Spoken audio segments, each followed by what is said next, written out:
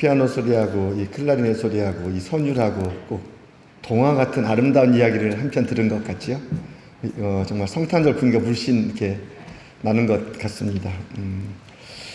정말 동화 같은 이야기가 동화가 아니라 실제 우리 삶에 누려진다고 하는 오늘 이 말씀도 사실 동화 같은 이야기 아까 읽으셨지요?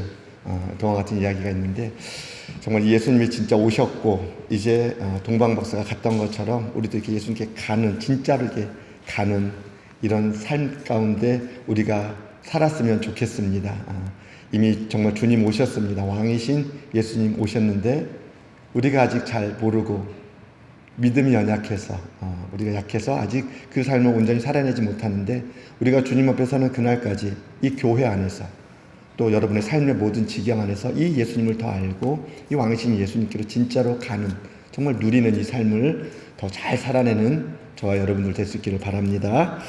정말 축복합니다. 그러기를. 예수님이 정말 이 땅에 오신 일, 그래서 오늘 동방박사가 이렇게 찾아갔는데 예수님이 이 땅에 오신 일은 정말 신비로운 사건입니다. 눈에 보이지 않는 하나님이 눈으로 오신 사건이고 우주 만물을 창조하신 천지를 주관하시는 전능하신 그 하나님이 시간과 공간을 제약이 없으신 오히려 시간과 공간을 창조하신 하나님이 시간과 공간 안으로 들어오신 사건이지요. 제한된 시간과 제한된 공간 안으로 들어오신 하나님. 아니 그걸 넘어서서 나에게 여러분에게 이 안에 들어오셨다고 하는 이 정말 신비로운 동화 같은 말도 안 되는 그런 이야기 사건입니다. 이사야서는 예수님 오시기 700년 전에 이 메시아로 오실 예수님에 대하여 가장 많이 또 실제적으로 가장 잘 기록하고 있는 성경입니다. 이사야서 7장 14절에 예언된 말씀 가운데 보라 처녀가 잉태하여 아들을 낳을 것이요 그 이름을 임마누엘이라 하리라. 이사야 9장 6절 말씀에 이는 한 아기가 우리에게 낳고 한 아들을 우리에게 주신 바 되었는데 그의 어깨에는 정사를 메었고 그의 이름은 기묘자라 모사라 전능하신 하나님이라 영존하시는 아버지라 평강의 왕이라 할 것입니다. 예수님이 오시기 전에 이미 700년 전에 예언된 이 말씀, 그리고 오늘 11장 1절 말씀, 이새의 줄기에서 한 싹이 나며 그 뿌리에서 한 가지가 나서 결실할 것이요, 모두가 오실 메시아 예수님에 대한 예언의 기록들입니다. 또는 우리가 너무나 잘 알고 있듯이 이사야 53장의 이 말씀, 고난받는 이 종의 말씀이죠. 예언된 메시아가 십자가에서 죽임을 당하실 것이라고 하는, 고난을 당하실 것이라고 하는 이 말씀, 너무나 분명하게 예언된 하나님의 말씀입니다. 메시아라고 하는 뜻은 하나님께서 특별한 일에 쓰임받게 하기 위해서, 특별한 일에 쓰시기 위해서 하나님께서 기름을 부어주신 그 자, 기름을 부어서 세운 자라고 하는 뜻입니다. 곧 헬라어로 크리스토스, 우리가 말하는 그리스도라는 뜻이 이 뜻이지요. 하나님께서 하실 이 특별한 일은 다른 건 아니지요. 죄인들을 구원하실 일이 하나님의 특별한 일입니다. 그러니까 예수가 그리스도다, 그리스도 예수다 하는 말은 예수님이 하나님의 그 구원을 이루실 자로 오셨다, 오신 분이다, 기름 부음을 받은 자다, 구원자다라는 그런 의미가 예수 그리스도, 그리스도 예수라는 그런 뜻입니다. 이사야 선지자가 메시아를 예언할 때 이 상황은 북이스라엘이 이미 이제 아수르의 멸망을 당하고 이제 남유다가 바벨론에 멸망당할 그때입니다. 다윗 왕국이 무너져가는 때지요. 가장 암울하고 절망적이고 불행하고 눈물이 많고 슬픈 그 시대 가운데 주신 예언의 말씀입니다. 이러한 때 하나님께서 이사야 선지자를 통하여 이 메시아가 다시 오실 것이라고 예언한 이 목적은 이 모든 상황을 회복시키시고 새롭게 하시는 하나님 바라보고 하나님 기다리며 살라고, 하나님만을 바라보게 하시려는 목적이 있으신 것이죠. 무너져 가고 있는 현실을 바라보면서, 그러나 그것 가운데 낙심하지 말고 절망하지 말고 하나님이 약속하신 이 오실 메시아, 다시 새롭게 회복시키시고 구원하실 이 메시아를 바라보며 다시 하나님의 백성으로 돌아와 살라, 믿음으로 살아라 라는 이 어떤 말씀입니다. 메시아가 오신다고 말씀하는 이 예언은 이스라엘 백성들에게 있어서는 하나님께서 여전히 이스라엘 백성들을 사랑하신다는 증거입니다. 지금 아수르에 의해 멸망당하고 또 장차 남유다에 멸망당할 이스라엘 이 현실, 무너져가는 이 왕국의 현실, 그래서 절망할 수밖에 없고 고통을 당하게 된 이 현실, 이스라엘 백성들이 자초한 것이지요. 지금까지 인도하신 하나님의 그 사랑을 잊어버리고 하나님을 사랑하라는 그 계명 뒤로 던져버리고 하나님을 사랑하지 않음으로 인해서 나타난 이 당연한 모습들, 하나님을 사랑하지 않았기에 일상의 삶 속에서 저지른 그 죄악된 모습들 때문에 당한 현실입니다. 왕이나 고관들이나 선지자나 백성들을 너나 나나 할 것 없이 모두가 다 우상에게 절을 하고 성전에 나와서 하나님의 이름은 부르지만 성전 밖 그들의 삶의 자리에서는 서로 치고받고 싸우고 도둑질하고 간음하고 거짓말하고 탐욕과 탐심으로 가득 차서 고아와 과부 돌보라는 말씀 뒤로 던져버리고 돌보지 않고 가난한 자 억울하게 만들고 뇌물을 받아 재판을 굽게 하는 그 일들, 아모스 선지자가 오직 정의를 물같이 공의를 마르지 않는 강같이 할지어다라고 선포할 정도로 공의와 정의, 하나님의 그 정직하신 긍휼, 그런 것들이 다 그들의 삶 가운데 완전히 무너져버린 이 실상 때문에 당하고 있는 현실이지요. 그 죄악된 모습이 이 지경까지 오게 만들었습니다.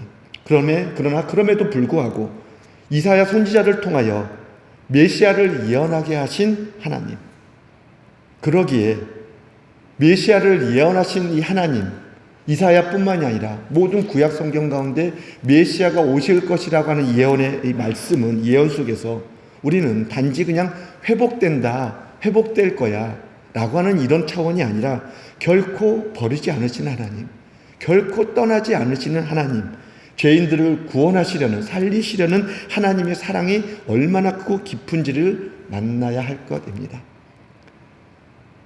이사야서에 나타난 이 메시아의 예언은 하나님의 사랑은 변함이 없고 크다라고 하는 사실을 다시 한번 기억하면서 오늘 이사야가 예언할 오실 메시아의 모습이 1절과 5절까지의 모습입니다. 먼저 1절 말씀 보시면 이새의 줄기에서 한 싹이 나며 그 뿌리에서 한 가지가 나서 결실할 것이요. 이새는 다윗의 아버지죠. 메시아가 다윗의 아버지, 다윗의 줄기에서가 아니라 이새의 줄기에서, 이새의 후손에서 나온다는 표현은 화려하고 영광스러웠던 이 다윗이 뒤를 이어서 나온 것이 아니라 다윗이 왕으로 부름받기 전에 그 목동이었던, 그 초라했던, 보잘것없는 작은 마을에서 양을 치던 모습, 그 이새, 볼품이 없었던, 아무 이름도 없었던 그 줄기에서 나온다는 의미이고, 곧 이사야 53장의 표현대로 고운 모양도 풍채도 흠모할 만한 아름다운 것이 하나도 없는 그 모습 가운데 오신다는 뜻입니다. 이새의 줄기라는 말에서 이 줄기라는 단어, 이 계자의 뜻은 완전히 말라버린 나무 밑동입니다. 그루터기죠. 그루터기를 보게 되면 생명의 기운이라고는 하나도 없습니다. 말라버려서. 도무지 생명의 기운이라고는 찾아볼 수 없는 그 그루터기, 나무 밑동에서 파릇파릇한 싹이 나오고 곧 누구도 기대하지 않았던 절망적인 상황에서 메시아가 오신다는 그런 뜻입니다. 이 예언 그대로 예수님은 베들레헴 그 작은 동네, 냄새나는 마국간 그곳에서 한 여인의 몸에서 통해서 이 땅에 오셨지요. 사람들이 보기에는 초라하고 흠모할 만한 것이 하나도 없었지만 십자가에서 죽으시고 다시 살아나셔서 승천하시는 영광과 존귀를 받으셨습니다. 오늘 말씀처럼 그 싹이, 그 가지가 결실을 맺은 것이지요. 2절 말씀 보시면 그의 위에 여호와의 영, 곧 지혜와 총명의 영이요 모략과 재능의 영이요 지식과 여호와를 경외하는 영이 강림하시리니, 그 위에 임하신 여호와의 영은 성령입니다. 이 강림하신다는 의미는 머물러 쉰다는 그런 뜻입니다. 머물러 쉰다는 말은 항상 성령과 함께 계셨다는 의미지요. 예수님은 사람의 몸으로 오실 때부터 성령이 함께 하셨습니다. 결혼하지 않는 마리아의 몸에 성령으로 잉태가 되셨죠. 예수님께서 세례를 받으실 때에 세례 요한은 이미 알고 있었습니다. 하나님께서 세례 요한에게 네가 사람들에게 세례를 베풀 때에 성령이 임하는 것을 볼 터인데 그가 성령으로 베푸실 그리스도다, 메시아다라고 세례 요한에게 이미 가르쳐 주셨죠. 말씀하신 대로 세례 요한이 예수님에게 세례를 베풀 때 예수님 머리에 비둘기 같은 성령이 임했습니다. 사도 요한이 목격했지요. 공생애 동안 예수님의 모든 사역은 이 성령을 받으심으로, 성령이 내주하심으로, 성령이 임하심으로 다 감당하셨습니다. 예수님께서 친히 말씀하시기를 누가복음 4장 18절 말씀에 주의 성령이 내게 임하셨으니 이는 가난한 자에게 복음을 전하게 하시려고 내게 기름을 부으시고 나를 보내사 포로된 자에게 자유를, 눈먼 자에게 다시 보게 함을 전파하며 눌린 자를 자유롭게 하고 주의 은혜의 해를 전파하게 하려 하심이라. 이렇게 예수님 위에 부어진 이 영은, 하나님의 영은 지혜와 총명의 영이요 모략과 재능의 영이요 지식과 여호와를 경외하는 영입니다. 지혜와 총명의 영은 사물의 본성을 파악하고 분별하는 능력, 사람의 모든 것을 알고 세상의 모든 것을 파악하고 분별하는 능력입니다. 진리와 비진리, 옳은 것과 그른 것, 선과 악을 파악하고 분별하는 능력이 지혜와 총명의 영입니다. 모략과 재능의 영은 올바른 판단을 내리고 판단한 것을 실제로 행하는 능력입니다. 그러니까 세상을 다스리고 통치하는 능력이지요. 지식과 여호와를 경외하는 영, 하나님을 아는 지식, 하나님을 경외하는 영이 부어진 예수님. 하나님을 아는 이 지식의 영은 우주 만물을 창조하시고 통치하신 하나님, 이 하나님을 알므로 우주 만물에 일어나고 있는 모든 일들이 하나님께서 작정하시고 계획하신 하나님의 일이구나라고 하는 것을 아는 것이 지식입니다. 하나님을 아는 지식입니다. 여호와를 경외하는 영이라고 할 때 이 경외하다는 의미는 색다르게 쓰였습니다. 웨이 아르트라고 하는 단어가 쓰였는데 이 웨이 아르트, 경외하다라고 쓴 이 웨이 아르트의 뜻은 자기를 세운 자의 권위를 인정하고 그의 뜻에 전적으로 순종하는 삶의 자세 또는 정신이 경외하다라는 그런 의미입니다. 이런 영이 부어진 예수 그리스도. 3절 말씀에 보시면 그가 여호와를 경외함으로 즐거움을 삼을 것이며, 즐거움을 삼다라는 것을 원어로 보면 숨을 쉬다라는 의미입니다. 숨을 쉬다. 하나님을 경외하는 것으로 그의 호흡을 삼았다라는 뜻이지요. 호흡은 생명입니다. 숨을 쉬지 않으면 죽는 것이니까 곧 하나님을 경외하는 것을 생명처럼 여기면서 살았던 예수님이라는 이런 의미입니다. 성부 하나님과 동등하신 성자 예수님이시지만 자신이 하고 싶은 뜻을 하려고 오신 것이 아니라 하나님 아버지의 뜻을 행하러 오신 예수 그리스도. 요한복음 6장 38절로 40절에 내가 하늘에서 내려온 것은 내 뜻을 행하려 함이 아니요 나를 보내신 이의 뜻을 행하려 함이니라. 나를 보내신 이의 뜻은 내게 주신 자 중에 내가 하나도 잃어버리지 아니하고 마지막 날에 다시 살리는 이것이니라.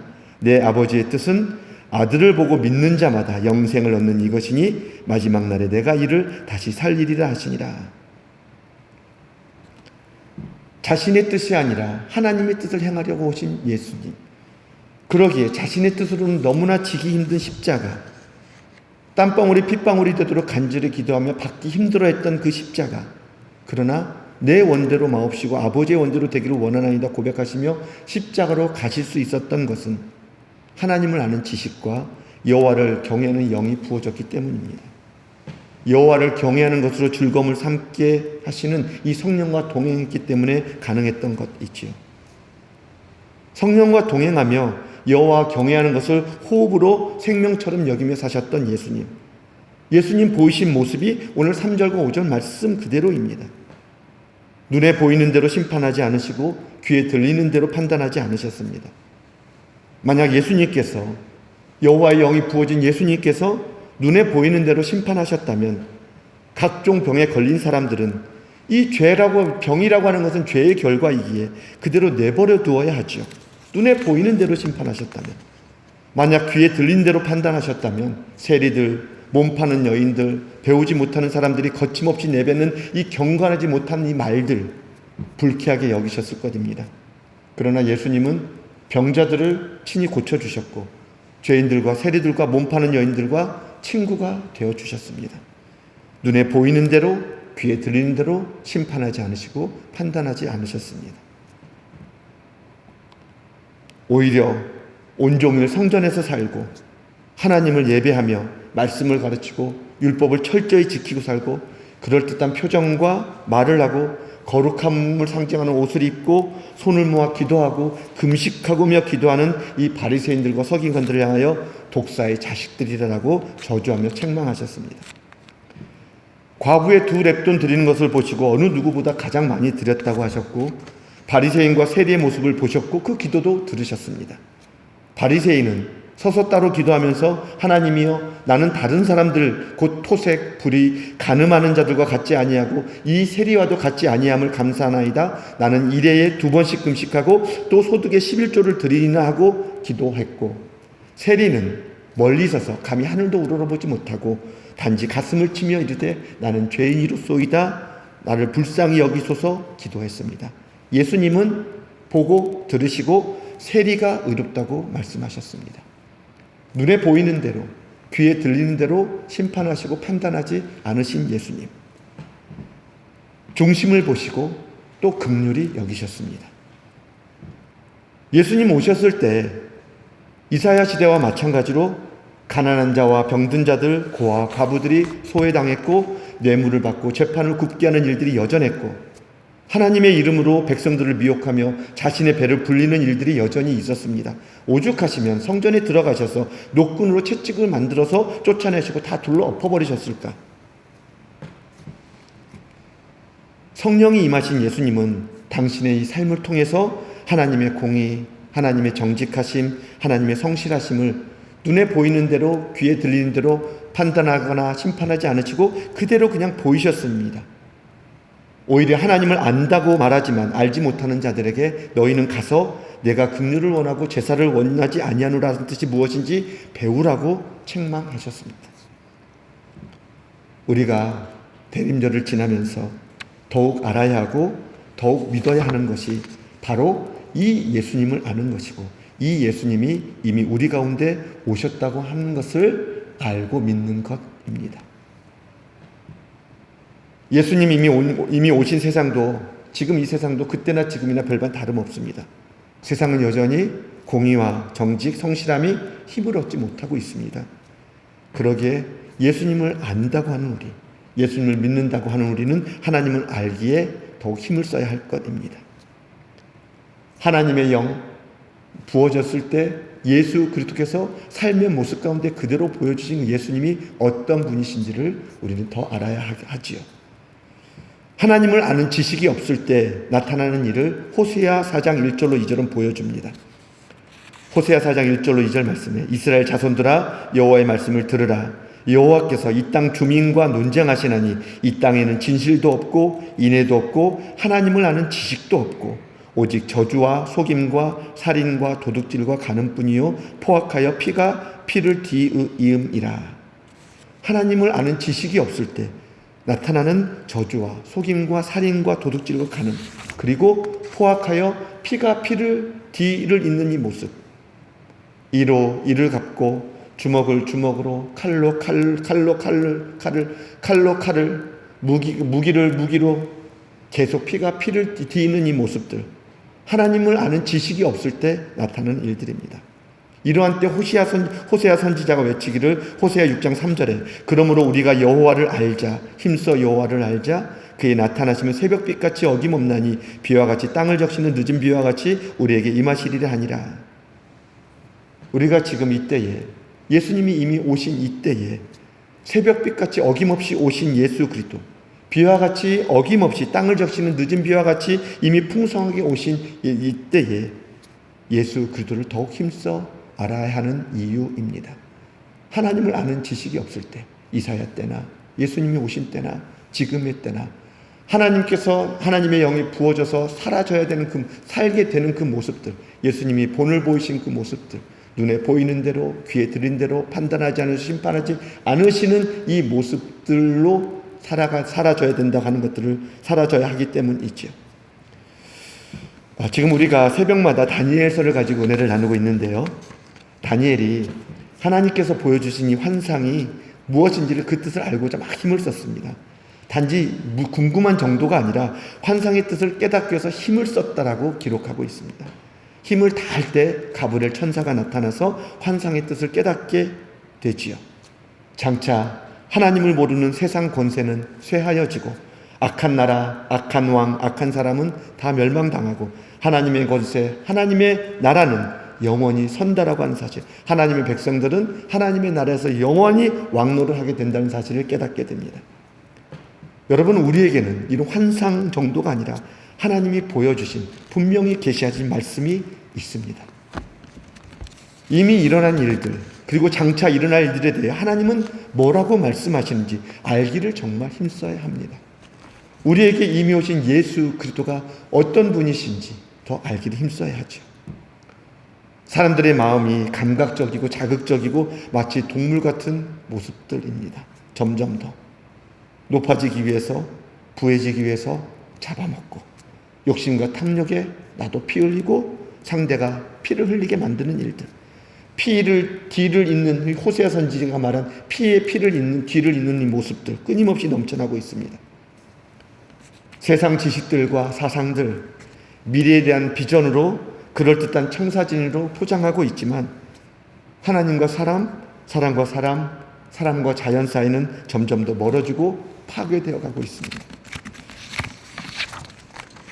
지금 우리의 삶을 위협하는 이 코로나19, 이 생태학적으로 질병을 연구하는 이 전문가들은 그 근원적인 이유를 하나님과의 관계가 파괴되고 사람과 자연과 파괴된 이 결과로 바라보고 연구하고 논의하고 있습니다. 그것이 실제입니다. 그럼에도 불구하고 세상은 하나님을 아는 지식에는 여전히 별 관심이 없습니다. 하나님은 질병뿐 아니라 우리가 겪고 있는 이 모든 현상들에서 진단을 내리셨지요.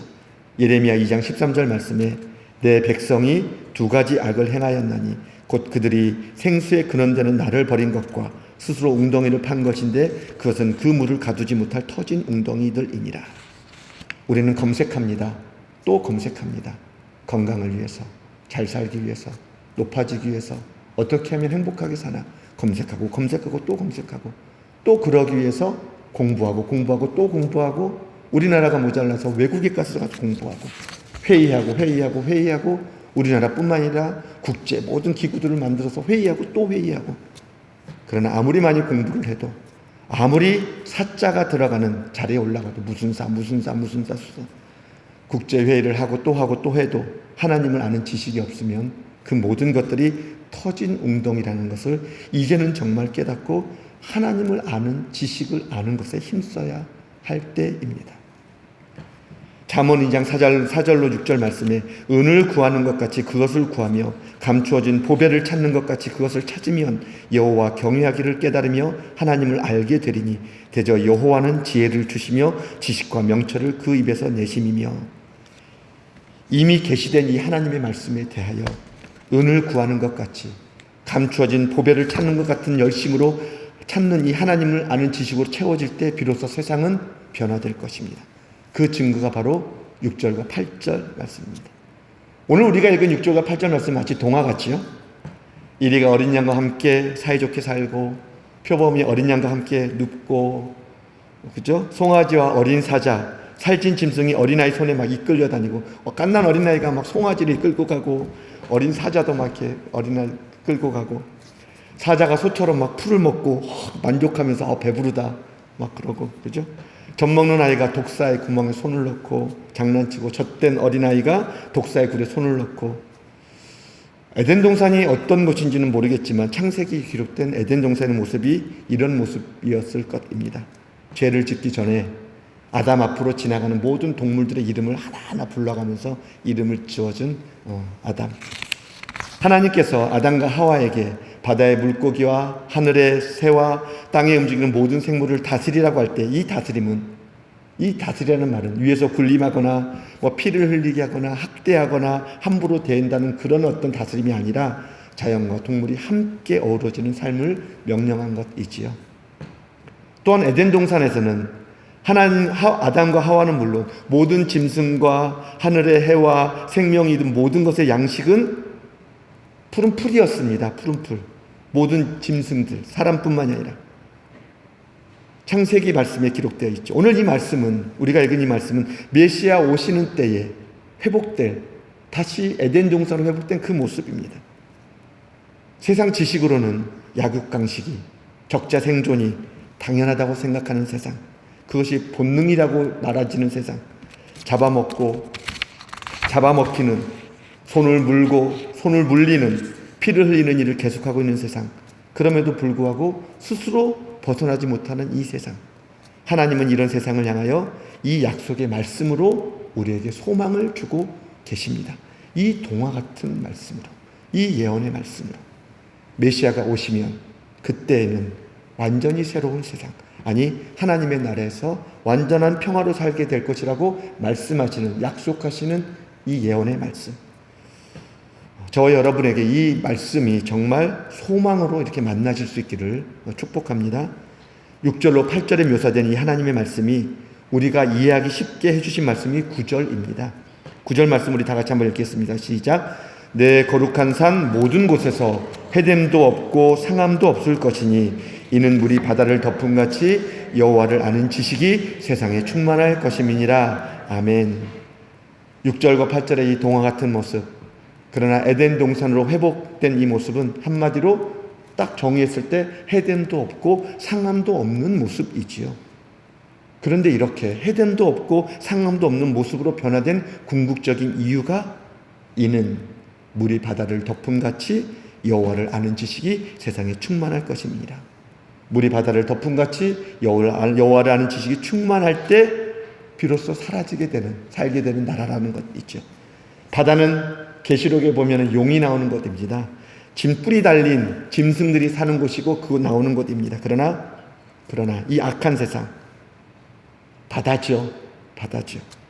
이 악이 어디로부터 나오고 이 피가 피를 잇는 이 악한 모습들이 왜 일어나고 무엇 때문에 일어난 일인지, 바다를 완전히 덮어버리는 생명수 되시는 하나님의 말씀 안에서 알아지고 이 악을 제거하고 이 죄를 사하시는 하나님의 능력과 은혜를 또한 아는, 하나님을 아는 지식이 가득할 때 비로소 사라지는 그 나라, 평화의 나라. 이 나라는 하나님께서 하나님과 사람과 사람을, 자연과 사람을 화목하게 하신 이 십자가에서 이루신 일입니다. 비밀이죠. 하나님을 아는 지식으로 정말 가득할 때 비로소 살게 되는 이 나라라는 사실입니다. 여러분, 하나님을 아는 지식이 가득할 때 그 사람에게서 비로소 나타나는 분명한 모습은 해됨도 없고 상함도 없는 삶을 사는 것입니다. 이 땅에 얼마나 많은 불신이, 얼마나 많은 깨어짐이, 얼마나 많은 해됨과 상함을 받는 일들이 많은가요? 피를 피로 갚고, 원망을 원망으로 갚고, 불평을 불평으로 갚고, 해를 해로 갚고, 주먹을 주먹으로 갚으려는 일들, 해를 주고 상하게 하는 일뿐만이 아니라 해됨을 받고 상함을 받는 일들로 인해서 또 얼마나 많은 아픔들이 있고, 이로 인해서 끔찍한 일들이 얼마나 많이 일어나고 있나요? 피를 잇는 이 모습들이, 그러나 하나님을 아는 지식이 가득할 때 예수님께 부어주신 그 영, 하나님의 그 영, 성령이 늘 함께 하시고 성령을 따라 하나님을 경외하는 것을 즐거움으로 사셨던 예수 그리스도, 정말 우리가 예수님 십자가 지식까지, 예수님 십자로 가시기까지 그 지식만 우리가 알아도, 그 지식만 우리가 정말 알아도 우리는 남을 상하게 하는 일, 남을 해되게 하는 일 하지 않을 뿐만 아니라 또 상함받고 해됨받는 고통 속에서도 오히려 평안을 누리고 상대를 용서하고 이해하고 품고 평안을 만들어가는 놀라운 기적 같은 삶을 살게 됩니다. 동화 같은 삶이지요. 해됨도 없고 상함도 없는 그 나라. 주님 다시 오시면 이루어질 완전한 하나님의 나라이지만 십자가에서 보이신 하나님의 그 지식, 예수 그리스도 안에서 지금 저와 여러분이 얼마든지 누릴 수 있는 나라고 누려야 하는 나라입니다. 하나님께서 대림절을 지나고 있는 우리에게 하나님을 아는 지식으로 충만하면 반드시 나타나는 이 현상, 모든 곳에 해됨도 없고 상함도 없다는 이사야 예언의 말씀을 주시는 이유는 꼭 이렇게 말씀하시는 것 같습니다. 너희에게 이미 오신 예수님이 어떤 분이신지 더 잘 알기를 바란다. 너희 안에 오신 예수님은 해됨도 없고 상함도 없는 삶을 살게 해주시는 분이야. 이 예수님 더 잘 믿기를 바란다. 그러면서 또 주시는 말씀은 눈에 보이는 대로, 귀에 들리는 대로 살면 정말 도저히 살 수 없을 것 같은 끔찍한 세상이지만, 그래서 이런 세상에서 고통받고 아프고 슬프고 눈물이 나지만, 그러나 주님 오신 그 사람 안에는 여호와를 아는 지식, 예수 그리스도 아는 지식, 예수님과 함께하는 그 사람 안에는 놀라운 삶이 시작되고, 주님 다시 오시면 요한계시록 21장 4절과 5절 말씀처럼 모든 눈물을 그 눈에서 닦아주시니 다시는 사망이 없고 애통하는 것이나 곡하는 것이나 아픈 것이 다시 있지 아니하리니 처음 것들이 다 지나갔음이로라. 보좌에 앉으시니가 이르시되 보라 내가 만물을 새롭게 하노라. 이사야의 예언의 말씀은 그러니 이 약속의 말씀이 이루어질 것을 믿음으로 꿀꺽 삼키고 참고 인내하고 오히려 용서하고 마음을 넓게 가지고 더욱 사랑하고 이해하며 마음의 여유를 가지고 살라고 하시는 위로와 소망의 말씀. 아니, 그 위로와 소망이 이미 너희에게, 우리에게 있다라고 하는 말씀을 꼭 주시는 것 같습니다. 오늘 이사야의 예언의 말씀은 오실 예수님을 예표한 말씀이니까, 아니 더 나아가서 궁극적으로 우리가 기다리는 다시 오실, 완전히 이루실 그 주님을 기다리는 우리니까. 대린절 둘째 주간을 지나고 있습니다. 여러분, 더 이상 절기가 아니라 우리의 매일매일의 일상에서 이미 오신 주님 안에서 다시 오신 주님을 기다리면서 하나님을 이 아는 지식, 정말 십자가에서 보이신 하나님 감추어진 지혜와 지식이 정말 충만하도록 은을 찾듯이, 보배를 찾듯이 하나님을 찾고 또 찾으시기를 축복합니다. 모든 곳에서 해됨도 없고 상함도 없는 이전 것은 다 지나가고, 그 아픔, 그 상처, 그 쓰라림, 그 원망, 그 불평들, 그 고통들, 예수님 안에서는 이미 다 해결되었다고 하는 사실, 이미 다 지나갔다라고 하는 사실. 그러기에 이제는 해됨도 없고 상함도 없는 삶을 살게 되고, 어떤 해됨이 오고 어떤 상함이 와도 예수 그리스도 안에서 넉넉히 이기는 그 정말 놀라운 동화 같은, 기적 같은 그 삶. 우리의 가정, 여러분의 그 가정, 여러분이 다니고 있는 직장, 우리 사회, 이 나라, 온 세상이 하나님을 아는 그 지식으로 충만하게 되는 그날까지 저와 여러분은 실망하지 말고 슬퍼하지도 말고 낙심하거나 절망하지 않고 십자가로 구원하신 이 하나님의 은혜를 이미 만난 자로서 여러분의 그 삶의 모든 자리에서 날마다 감사하며 찬송하며 해됨도 없고 상함도 없게 살게 하시는 이 하나님의 은혜를 누리는 그 삶을 사라지기를 간절히 축원합니다.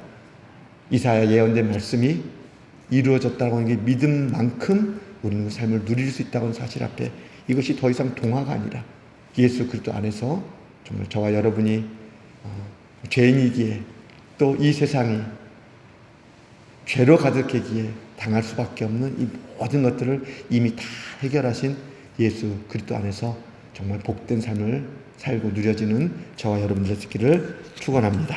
기도하겠습니다.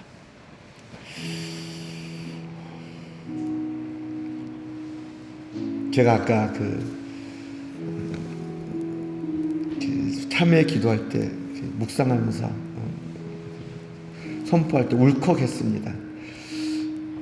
얼마나 죄를 많이 져서 한 주간에 무슨 죄를 졌길래 저렇게 울컥하시나, 용서하신다는 말씀에. 그래서가 아니라 갑자기 하나님의 그 은혜, 성령의 은혜가 확 밀려와서 정말 우리같이 연약하고 불쌍한 인생 가운데 오신 예수님이 그냥 이렇게 만나셔서 그냥 울컥했던 것입니다.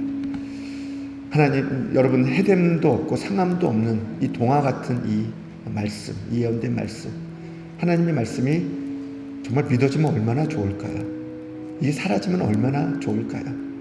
왜 우리가 이렇게 고통당하고 아파하고 슬퍼하지요? 왜 그렇게 우리는 눈에 보이는 대로 귀에 들리는 대로 이렇게 움직이고 따라가고 거기에서 왔다 갔다 하면서 두려워하고 불안하고 여전히 고통받는 삶을 살게 되지요? 하나님을 아는 지식, 이미 오신 예수 그리스도 충만하지 못하기 때문일 것입니다. 우리가 대림절을 지나는 이 둘째 기간 동안 더 이상 이제 교리가 아니라, 주님 다시 기다리는 이 기다림이 교리가 아니라 이미 내게 오신 예수 그리스도, 더 이상 이 땅 가운데 해됨도 없고 상함도 없게 살게 하시는, 이 땅에 해됨이 있고 상함이 있게 하시는 이 세상을 완전히 바꿔버리시는 하나님의 전능하신 이 능력, 사랑의 능력, 인애의 능력, 십자가, 이 지식을 더 알기를 원하고 이 지식을 찾기를 구하고 이 지식 안에 살아가는 저와 여러분이 되게 해달라고 이 시간 기도하며 나아가겠습니다. 기도하겠습니다. 하나님 아버지, 오늘 이사야 예언된 말씀이 더 이상 하나님 교리가 아니라 더 이상 저 멀리 있는 것이 아니라 지금 우리의 삶 가운데 누려질 수 있도록 도와주시옵소서. 그동안 해됨을 받고 상함을 받았기에 그 상처 때문에, 그 아픔 때문에 눈물을 흘리고 고통받았던 그 시간들, 이미 오신 예수 그리스도 말미암아 이미 다 사라졌음을 믿습니다. 다시 오실 주님을 기다리면서 이제 우리가 눈에 보이고 귀에 들리는 이 정말 악한 이 세상 속에서 해를 주고 상함을 주는 이 거대한 아버지 하나님, 이 정말 수렁 같은 죽음으로 몰아가는, 고통으로 몰아가는 세상 속에서 다시 오실 주님을 기다리며 이미 오신 예수 그리스도 안에서 이제 더 이상 해됨이 없고 상함이 없는 정말 이 동화 같은 삶, 정말 예수 그리스도 안에서 완전한 평안을 누리는 이 평화의 삶을 살아가게 하여 주시옵소서. 하나님, 우리가 다시 한번 믿음에 서기를 원합니다. 다시 오실 주님을 기다리면서 내 안에 오신 예수 그리스도, 완전히 새롭게 하시는 예수 그리스도, 이전의 삶을 완전히 바꿔버리는 예수 그리스도, 이 그리스도 안에서 살기를 원합니다. 주님 도와주시옵소서. 오늘 간절히 기도하고 찾고 구하는 영혼들에게 성령으로 찾아가 주셔서 위로하여 주시고 이사야의 예언의 말씀이 들려지게 도와주셔서 이미 오신 예수 그리스도 안에서 풍성한 삶, 복된 삶을 누리게 하여 주시옵소서. 감사드리며 우리를 완전하게 구원하여 주시고 우리를 아버지 하나님 정말 해됨도 없고 상함이 없는 날에서 살게 하시는 놀라우신 신비로우신 우리 구주 예수님의 이름으로 기도하옵나이다. 아멘.